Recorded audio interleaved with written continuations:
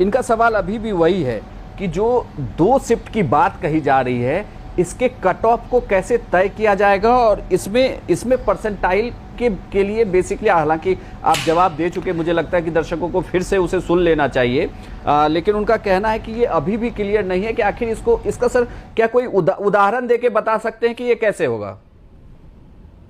तो मैं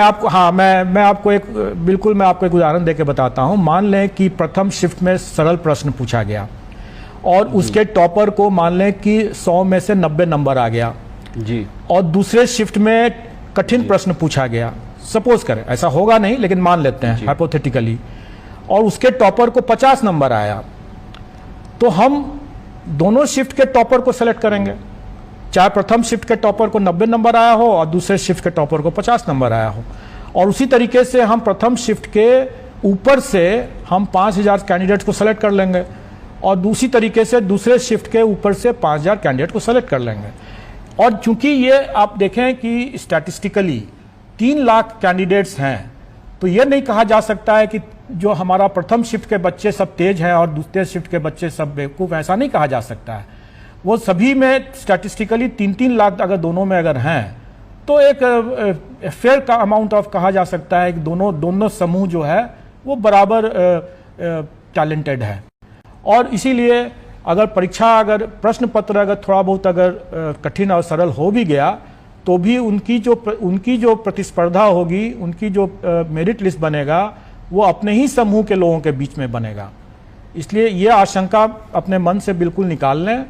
कि उनको कोई कठिनाई होगी, बल्कि ये एक तरह से आप देखें कि अच्छे छात्र जो होंगे उनके लिए एक अच्छी बात होगी, क्योंकि जो कदाचार करके जो गलत छात्र आ जाते थे वो बचेगा। अगर आप देखें कि पीटी की परीक्षा इतनी ज़्यादा संवेदनशील है, क्योंकि इसमें 6 लाख में से अगर हमको 10,000 को ही चुनना है, तो इसमें अगर एक नंबर इज़ वेरी इंपॉर्टेंट। और वैसी स्थिति में अगर कोई कदाचार करके आ जाता है तो एक अच्छे जेन्युइन कैंडिडेट का हक मारा जाता है। तो मेरा मानना है कि ये एक सही दिशा में लिया गया कदम है और इसको कैंडिडेट भी बखूबी समझ लें कि ये उनके हित में है। जो कैंडिडेट अच्छा करते हैं वो कभी भी इसका इनकार नहीं करेंगे। इस स्केलिंग को लेकर भी पूछा जा रहा है, इसमें बेसिकली आर्ट्स और मैथ के बच्चों के बीच में एक सवाल है। वो कह रहे हैं कि स्केलिंग को लेकर अलग अलग मापदंड क्यों हैं, कि मैथ वालों जी देखिए, स्केलिंग के लिए भी मैं बता दूं, स्केलिंग के लिए भी निर्णय लिया गया है, लेकिन स्केलिंग के सिस्टम को तभी हम लागू कर सकते हैं जबकि दोनों सभी सब्जेक्ट्स में जिनका हम आपस में स्केलिंग करके कंपेयर करेंगे, उसमें कम से कम 1000 बच्चे हों, कैंडिडेट्स हों। क्योंकि अगर मान लें, आपको उसमें भी मैं उदाहरण देता हूं कि मान लें कि कोई ऐसा विषय है जिसमें कि सिर्फ 5 ही कैंडिडेट हैं। अब वो 5 कैंडिडेट में हो सकता है कि सबके सब बहुत अच्छे कैंडिडेट हों, और यह भी हो सकता है कि सबके सब बहुत खराब कैंडिडेट हों। तो उसको हम कैसे उसको मान लें कि वो बाकी जो दूसरे विषय के पॉलिटिकल साइंस या कोई और जिसमें कि ज़्यादा संख्या में बच्चे हैं, कैंडिडेट्स हैं, उनके साथ हम इस 5 ही कैंडिडेट वाले विषय के साथ कैसे नहीं कंपेयर कर सकते हैं। क्योंकि हो सकता है कि ये 5 कैंडिडेट्स या तो बहुत ही अच्छे हैं या बहुत ही खराब हों, तो हम उनको कैसे टॉपर से कंपेयर कर देंगे। इसलिए ये स्टैटिस्टिकली पॉसिबल नहीं है। ये तभी पॉसिबल होगा स्केलिंग करना, 2 सब्जेक्ट्स का आपस में मिलान करना, जबकि संख्या ज़्यादा हो।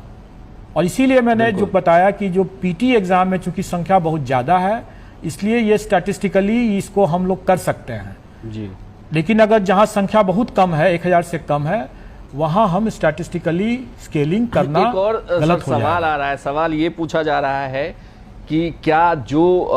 पुरानी रिक्तियां हैं जो काफ़ी रह गई हैं खाली, जो कई सालों से नहीं आई है, अब सबको ये उम्मीद जगने लगी है कि बीपीएससी में जब बदलाव होगा तो नौकरियों की भी बहार आने वाली है, और आपकी तरफ सारे छात्र बड़ी उम्मीदों वाली नज़र से सर देख रहे हैं। सब ये जानना चाहते हैं कि कब तक पुरानी जितनी भी वैकेंसीज हैं वो फिल कर लिए जाएंगे, क्योंकि और दूसरा सर एक इसी सवाल पे आगे भी आप जवाब दे दीजिएगा। इनका छात्रों का कहना है कि देखिए वहाँ एग्ज़ाम तो हो जाता है, लेकिन उसके बाद फिर कोर्ट जाना होता है, फिर बहुत सारे मामले इतने पेचीदगी भरे होते हैं कि नौकरी मिलते मिलते आपको 3 से 5 साल और इवन 6 साल तक लग सकता है।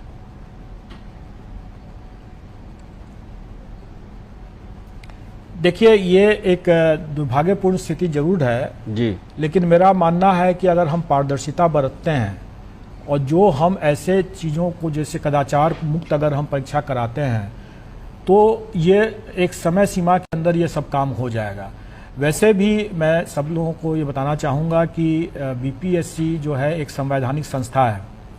और इसका काम जो है सरकार को अपनी अनुशंसा देना, नौकरी लगाना या कितनी संख्या में नौकरी लगाना, ये कार्य सरकार का है और हम उसके कार्य में न हम उनके कार्य में हस्तक्षेप कर सकते हैं, न वो हमारे प्रक्रिया में हस्तक्षेप कर सकते हैं।